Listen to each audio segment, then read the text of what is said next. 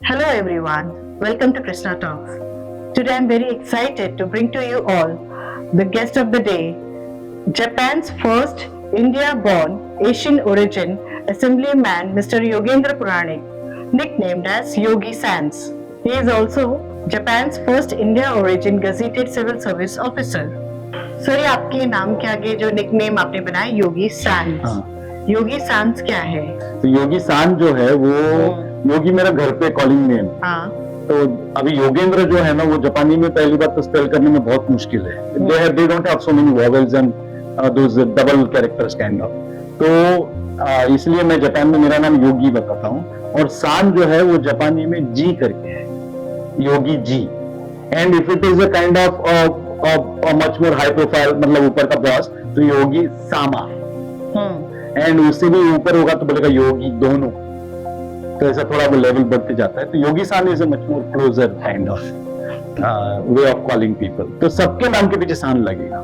इसलिए what happens is Japanese language थोड़ा उसके वजह से मजा हो जाता है कि by default you are putting a ji in front of everybody's name beyond like as a suffix. उसके वजह से एक ऑटोमेटिक एक रिस्पेक्ट आ जाता है डायलॉग में। तो मेरा जो मेरी एक्स वाइफ थी, हम लोग भी एक दूसरे को सान सान करके कॉलिंग करते थे। एंड आई फील कि वो सान लगाने की वजह से हम लोग कभी झगड़ा नहीं करते थे। एक by default respect, may be that is the beauty of that language.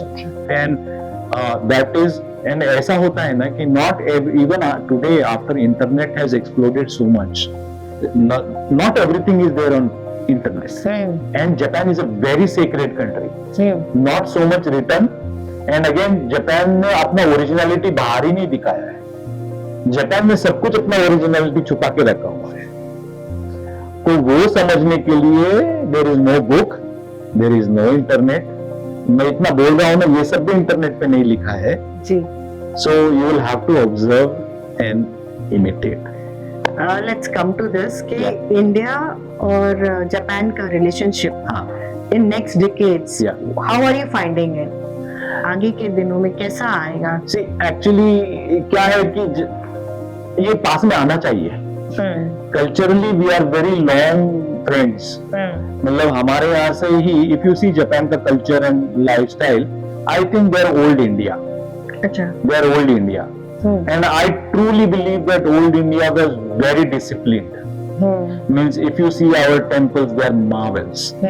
If you see our so many ancient things, they are really marvels.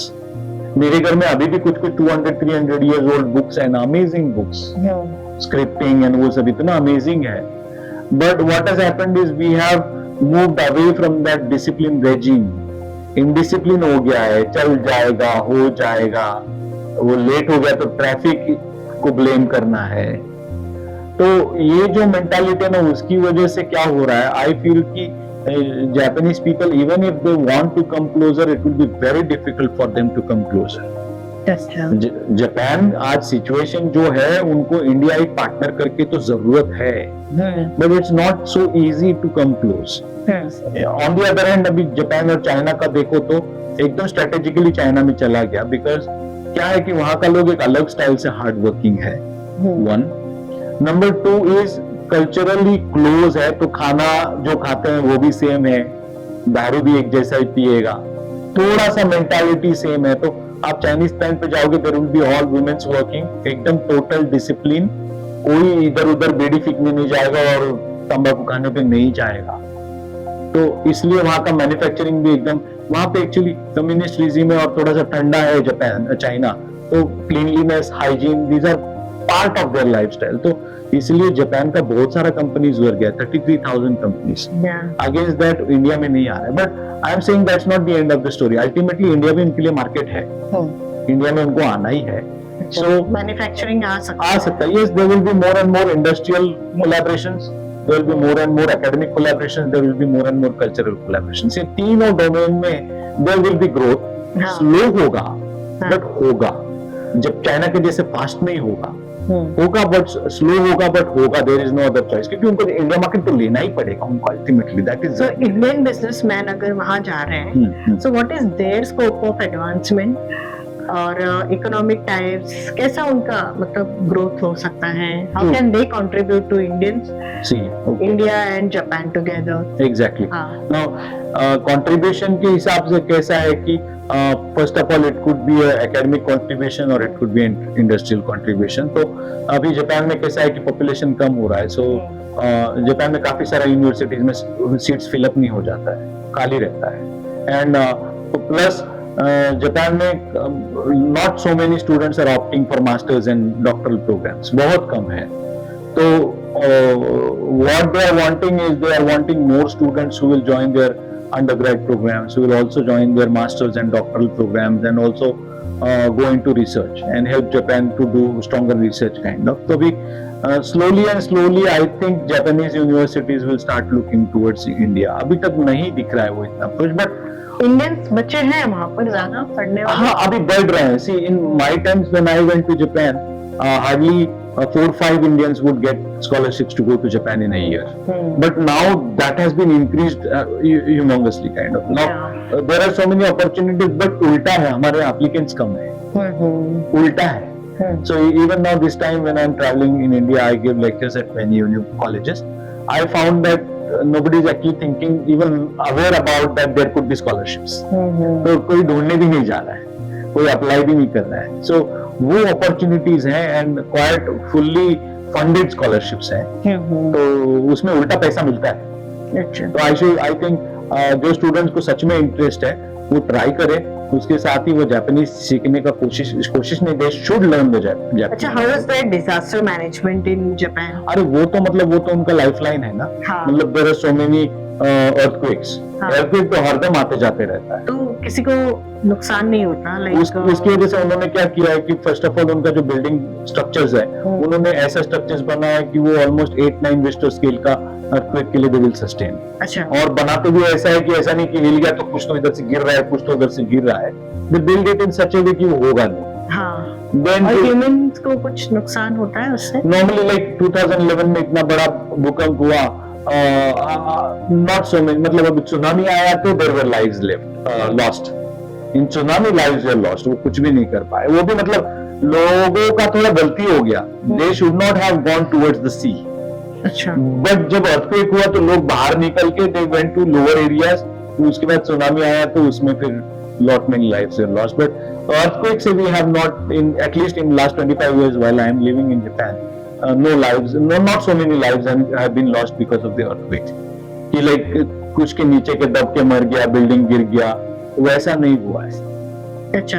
वैसा नहीं हुआ है। So they have done very good building. फिर जो rivers है, rivers को they have given some reverse, तो इतना मेंटेनेंस है जापान में, super maintain, all clean reverse, और रिवर्स के बाजू में ऐसा बैंक्स वगैरह बनाया है सो दैट रिवर्स अगर भर भी गया तो ओवरफ्लो होने के लिए टाइम लगेगा।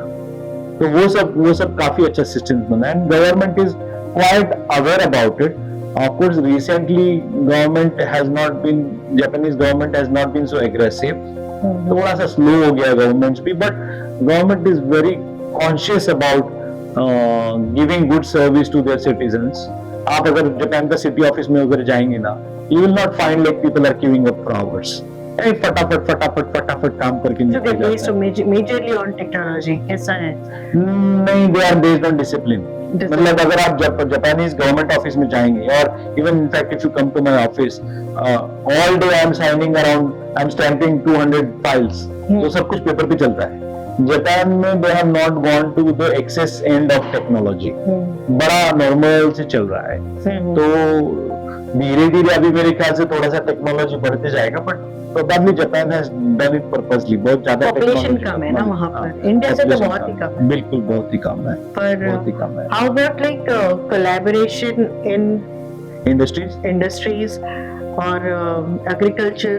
वो बढ़ते जाएगा, बट उसके लिए थोड़ा सा हम लोगों ने भी थोड़ा एग्रेसिव अप्रोच लेना चाहिए। कैसा हो रहा है कि जापान में इंडिया का उतना सारा इंडस्ट्रियल शोज नहीं हो रहा है, या फिर एक जो अगेन लाइक आई सेड कि जापानीज का एक अपना कम्युनिकेशन का स्टाइल है, इंडियंस का अपना एक कम्युनिकेशन का स्टाइल है। जापानीज कैसा है कि वो बहुत सोच सोच के टाइम लगा के वो देखेगा कि बाबा रिस्क नहीं है ना, अगर रिस्क है तो मैं उसको कैसे मिटिगेशन करूंगा, बहुत धीरे धीरे धीरे चलता है अंटिल डील क्लोजर तक।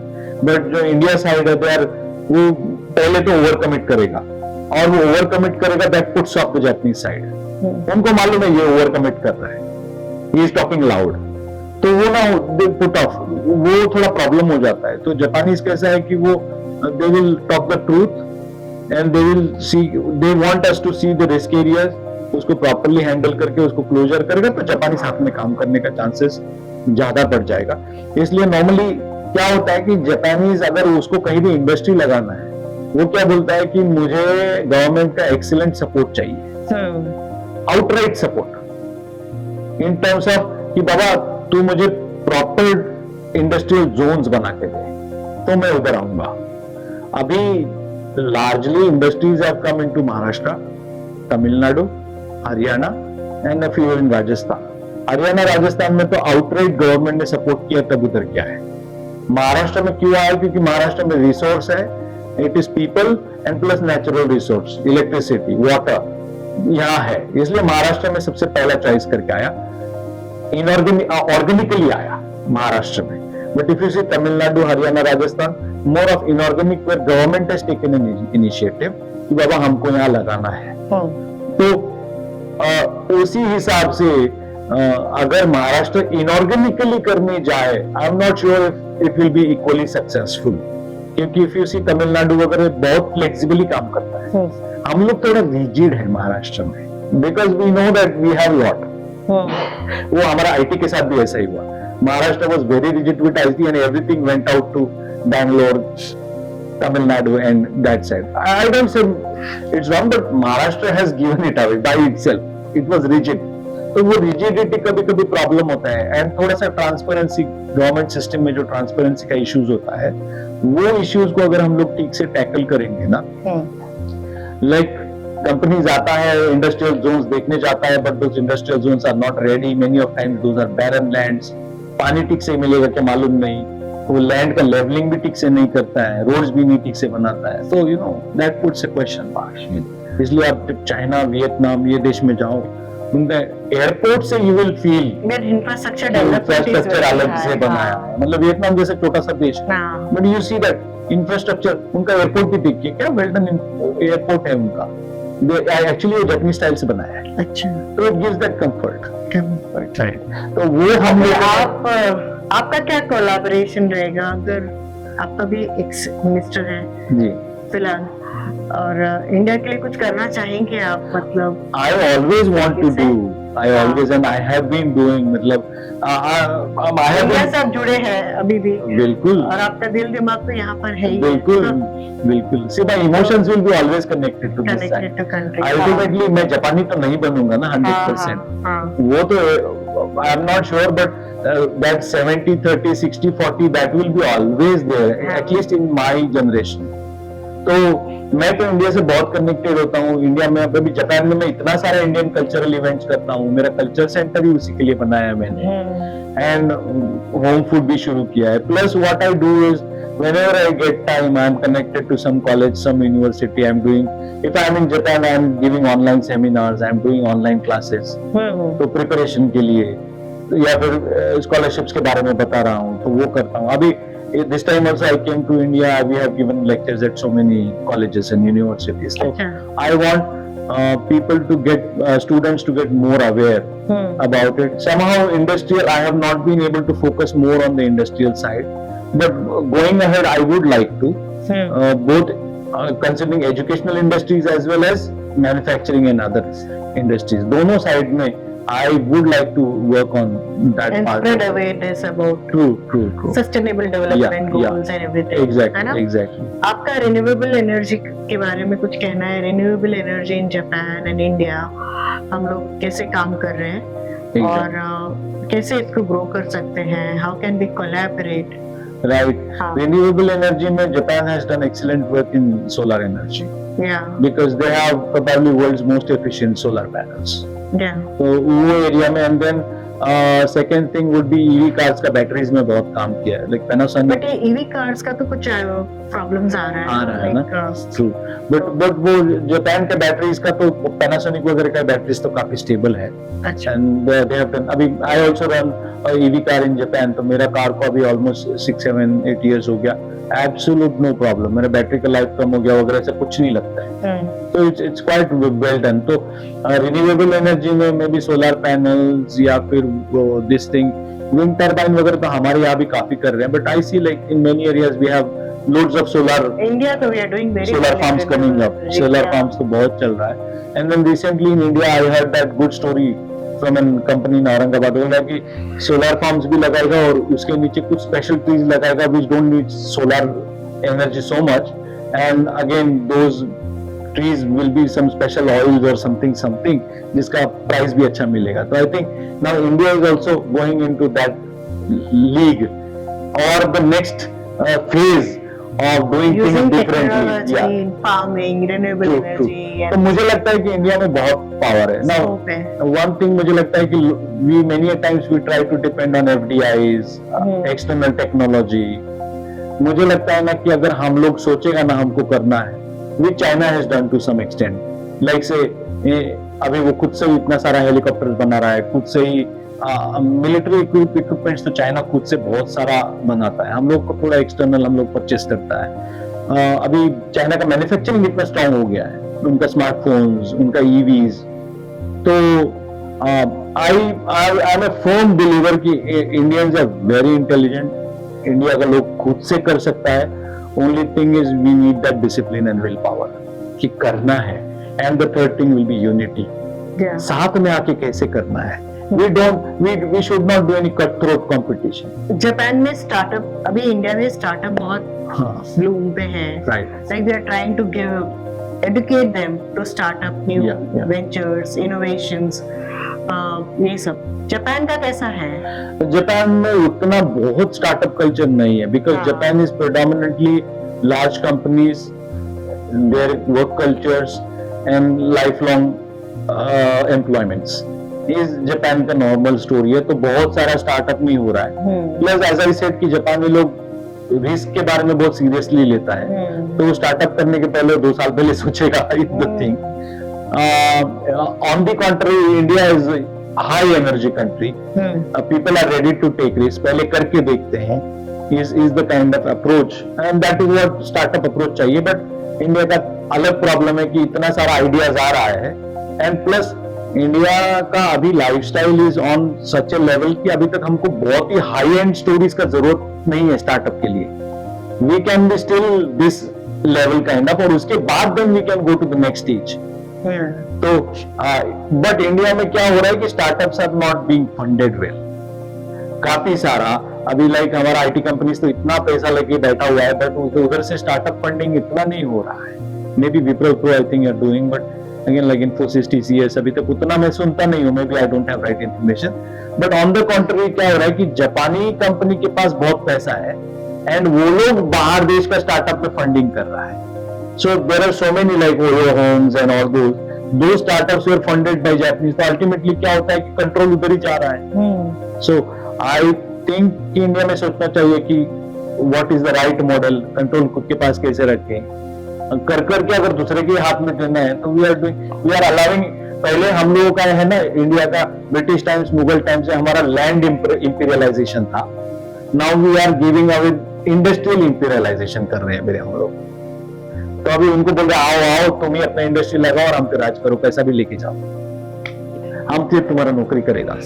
तो वो वी कैन एक्चुअली इवॉल्व खुद से, हम लोग कर सकते हैं, बट उसके लिए हमको एक साथ बैठ के सारा PPP मॉडल को हम लोगों को प्रॉपरली रन करना पड़ेगा। What is this PPP model? वो पब्लिक प्राइवेट पार्टनरशिप। तो वो हमको एकदम जब ऐसे after second world war Japan तो खत्म, स्टॉप, एक फुल स्टॉप पे आ गया था, if not full stop comma पे आ गया था।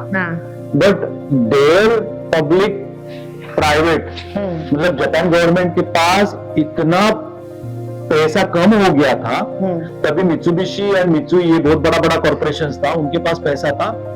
जापानीज गवर्नमेंट ने उनको जबरदस्ती उनको बोला कि तुम ये लैंड खरीदो, तुम ये लैंड खरीदो, और उनसे पैसा लिया, तभी जापानी गवर्नमेंट के पास पैसा आया। And these corporates all supported the government that time blindly. वो सोचा नहीं कि मेरा पैसा कहाँ जाने वाला है, कैसे जाने वाला है। And then 60s 50s 60s 70s जापानी कंपनीज ने इतना सब एक साथ में मिलके काम किया without in that cut out competition in between themselves. आज भी जापानी कंपनी कट आउट कंपटीशन नहीं करता है, दे स्पेशलाइज, निश बनाता है, निश।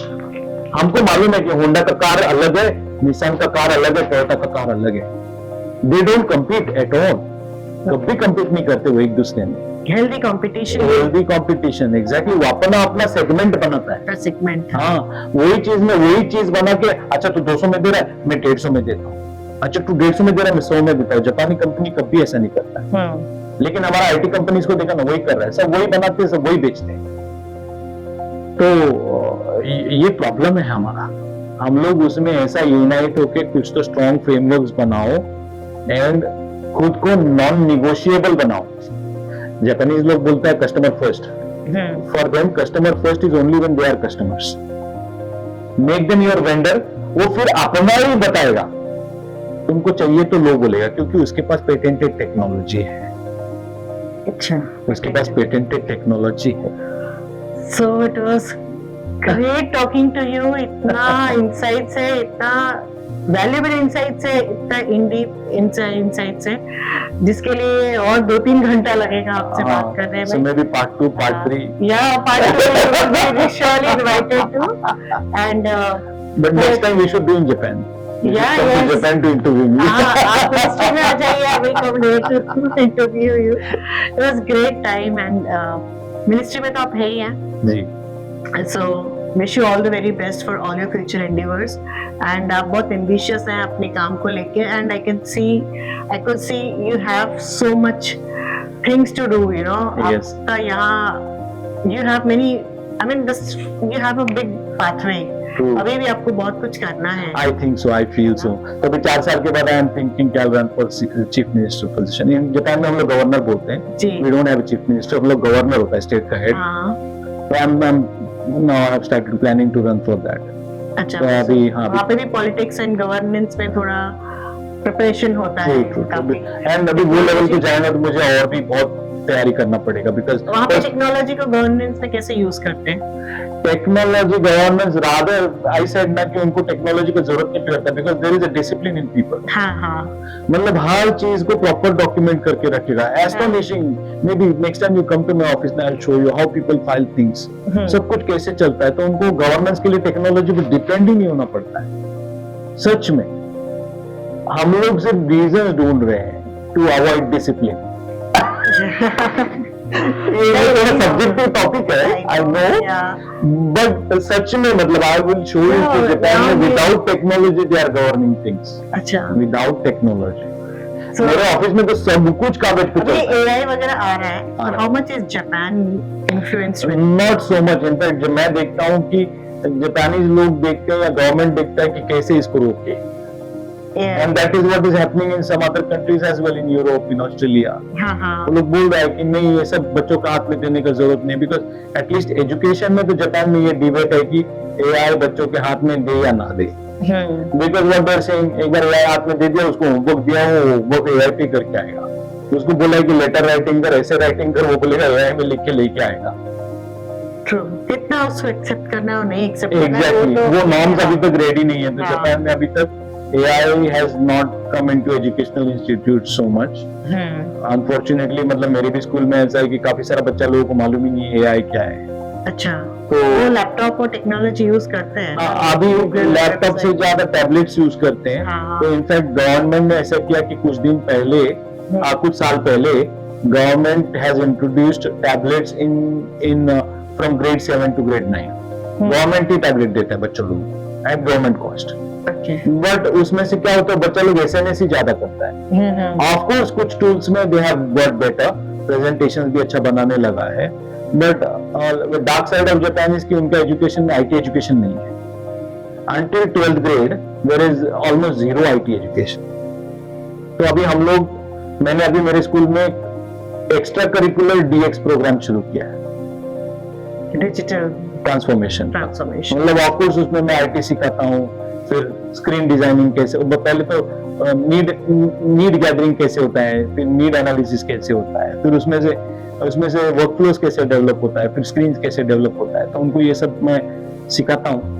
तो अभी हम लोगों ने जस्ट लास्ट ईयर से वो प्रोग्राम करके देखा है, just I saw students were quite interested, but curriculum में है ही नहीं वो, there is no textbook, चलिए there is no textbook. आपके लिए बहुत काम है, जापान ने दे रखा है। हाँ बहुत है, and plus when I do it there ना, अभी हम लोग वहाँ एक हाई स्कूल एमबीए करके डिजाइन कर रहे हैं। हाँ। तो last year when I mister Kesarkar was the honourable education minister, तो मैंने उनको वो आइडिया बोला कि हम लोग हाई स्कूल में एक हाई स्कूल एमबीए बना रहे हैं। बिकॉज क्या होता है, मैंने जो एमबीए किया उसके बाद मुझे वहां पे जाने के बाद मालूम पड़ा, अच्छा एक 80-20 एक रूल होता है, फिर वो एक SWOT एनालिसिस होता है, फिर ये होता है, फिशबोन डायग्राम होता है, 5W2H होता है। सो लाइक अगर आप स्कूल के एक बच्चे को एक प्रॉब्लम दे, से 10th 9th 10th 11th 12th grade का बच्चा है, उसको एक सब्जेक्ट दे कि तो ये सब्जेक्ट के ऊपर बात कर, क्या होता है कि normally they will show confusion because they don't know where to start from. अगर आप उसको बोलोगे कि पहले तो स्टेक होल्डर एनालिसिस करके दे, ये प्रॉब्लम है, ये प्रॉब्लम किसको किसको हो सकता है, कौन कौन सा सिचुएशन में हो सकता है, then immediately you have something to talk about. तो ऐसा एक मॉडल्स जो है, वो मॉडल्स हम लोग को एमबीए में सिखाने का क्या जरूरत है, how to define a problem, ये एमबीए में सिखाने का जरूरत नहीं है, बट हम लोग सिखाते हैं क्या 12th स्टैंडर्ड तक। Most of the times industry में मैं ये प्रॉब्लम देखता हूँ कि people are not able to define the problem correctly, इसीलिए उनका आंसर भी गलत होता है। तो how to define a problem, problem का रूट तक कैसे जाएं, क्या एग्जैक्ट प्रॉब्लम है, तो वो हम लोग को ना we have to bring it to an earlier stage, तो वो हम लोग करने की कोशिश कर रहे हैं in the high school MBA. तो मैंने बोला, तो मेरा एक्चुअली वो 24 टॉपिक्स का एक करिकुलम ऑलरेडी मैंने बनाया हुआ है। आप हमसे शेयर करेंगे? जरूर करूंगा जी, जरूर करूंगा। वो तो ना आप बच्चों को सिखाओ ना, आई एम डैम श्योर कि they will be smart, they will be smart, they will be a little more smart. उनको मालूम पड़ेगा कि अच्छा प्रॉब्लम को कैसे डिफाइन करना, प्रॉब्लम के बारे में कैसे सोचना है। तो I went to an university, I am sorry this is getting longer but this is the last example I give. Japan का बहुत ही अच्छा यूनिवर्सिटी है, मैं उनके पास गया, उन्होंने मुझे लेक्चर देने के लिए बुलाया। मैंने बच्चों को बोला, okay can somebody come over and talk about what if tomorrow earth डूब जाएगा। हाँ। कल अर्थ डूबने वाला है, ये टॉपिक पे आके आप बात करो। वो मैं 5 मिनट्स वेट किया, 10 मिनट्स वेट किया, कोई नहीं आ रहा है, न जापानी आ रहा है न फॉरेनर आ रहा है। तो मैंने उनको पूछा कि क्या हुआ, क्यों नहीं आ रहा है? बोलते सर ये टॉपिक इतना वेग है। तो मैंने बोला, so if the topic is vague you have to put boundaries to the question. पहली बात तो आप फिर मुझे पूछो कि अर्थ डूबने वाला है, मतलब कहाँ डूबने वाला है भाई? The statement itself is wrong. Earth is in a space, वो डूबेगा नहीं। वो डूबेगा नहीं। एंड देन अदर थिंग, तो मैंने उनको फिर वो हिंट्स देना शुरू किया कि if you solve this problem from a stakeholder analysis, तो स्टेक होल्डर्स कौन है? आपका फैमिली है या फिर आपका फ्रेंड्स है, इन योर क्लोज सर्किल आपका टीचर्स है। So you should say, if the earth is going to, then I am worried about my family, I am worried about this. Start the conversation. अगर आप उसको दूसरा अंदाज से देखोगे कि फिर यूनिवर्स का क्या होगा, उस अंदाज से आप बोलना शुरू करो। So आपको उसको बाउंड्री सेट करना है। That is what your boss needs when he employs you. Are you able to look at the problem? Are you able to suggest things? You don't wait कि बाबा कुछ तो वेग बोल दिया। तो मैं बच्चों को ये सिखाना चाहता हूँ, अभी इंटरव्यू में जाएगा, मैं बच्चों को बोलता हूँ ओपन एंडेड क्वेश्चंस को आंसर मत दो, that will take you to the wrong end. The moment you start trying open ended questions, it is not going to take you anywhere. As we are discussing now. तो आपको उसको close करना पड़ेगा questions को। So you ask counter questions. ऐसा नहीं है कि तुम इंटरव्यू देने गया है तो सिर्फ सामने वाले नहीं सवाल पूछना है। No, that is old thought, old school thought. अगर वो ओपन एंडेड क्वेश्चन पूछता है, उसको आप काउंटर क्वेश्चन पूछो कि सर मतलब क्या, can you define it more for me, सीधा पूछो। And I have seen only this much of knowledge has created a good change in my students. Thank you so much for all your insights, all your value-based learning, your experience, and everything, whatever lifelong experience you have earned from India to Japan, to share with me and my audience on Krishna Talks. Wish you all the very best for all your future endeavors. See you soon in Japan. Thank you so much. Thank you for inviting me here today. Yeah. And thank you for the audience who is going to watch this show. Yeah. And I would just like to finally end my note saying, whatever we do, we have to do it in a dignified way. Yeah. Yeah, हमको बस we have to get respect. वो respect जिसमें जो जैसे मिले वो करना है. That's it. That's my final message. That's great. Nice talking to you. Thank you so much.